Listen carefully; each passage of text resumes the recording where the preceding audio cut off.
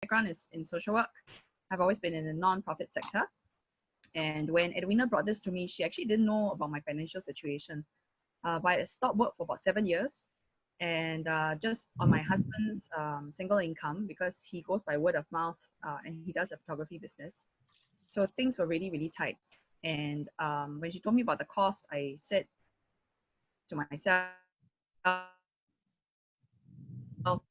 I only have 3 digits left in my bank, and I don't know how long I can afford this product. But I told the Lord, I said, if God, if this is really from you, please make it work for my daughter, because my daughter had very bad skin issues and she had food allergens.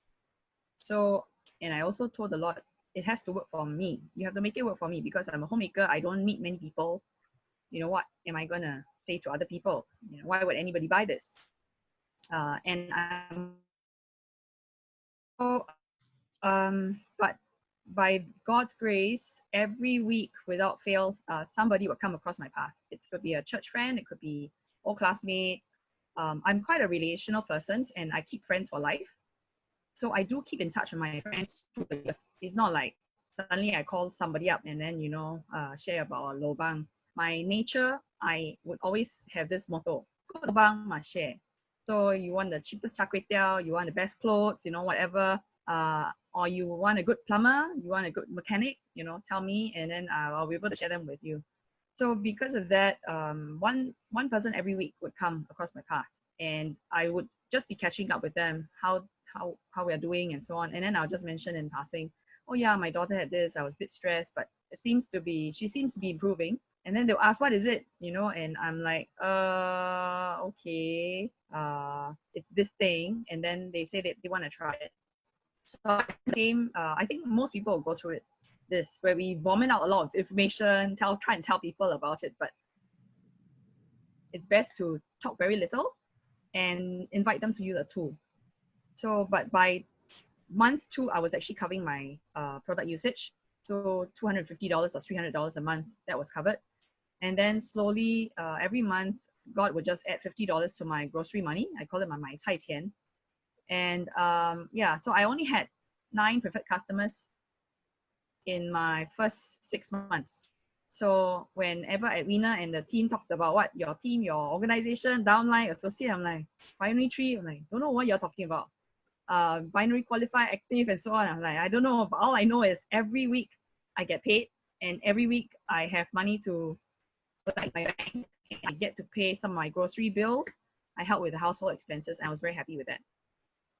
But moving on, after that, tuning into team calls like such, getting the coaching, hearing what the leaders have shared, and following in their footsteps, the things that they have tried, because they've gone through the heartaches.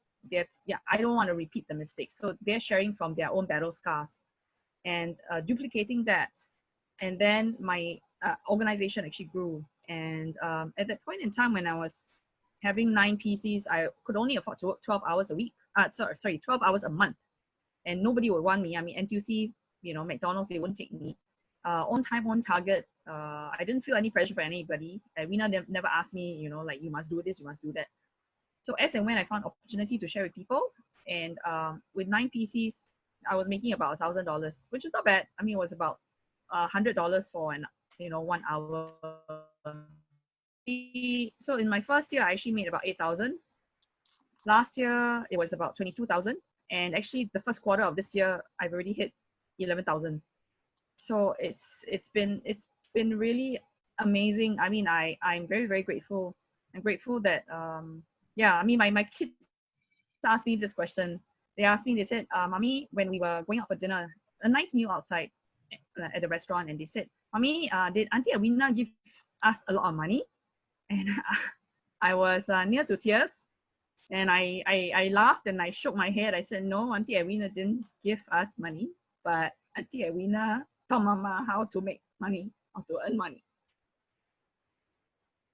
Well, taking care of all of you on your terms, with your ethics, with your integrity, in a way that you're comfortable. I think that's the beauty of the ASEA culture. That's what I saw when I went to the States in 2017 with Ewan. If I didn't see that culture, I won't do it today. Yeah, thank you, Laura. Thank you so much for sharing this.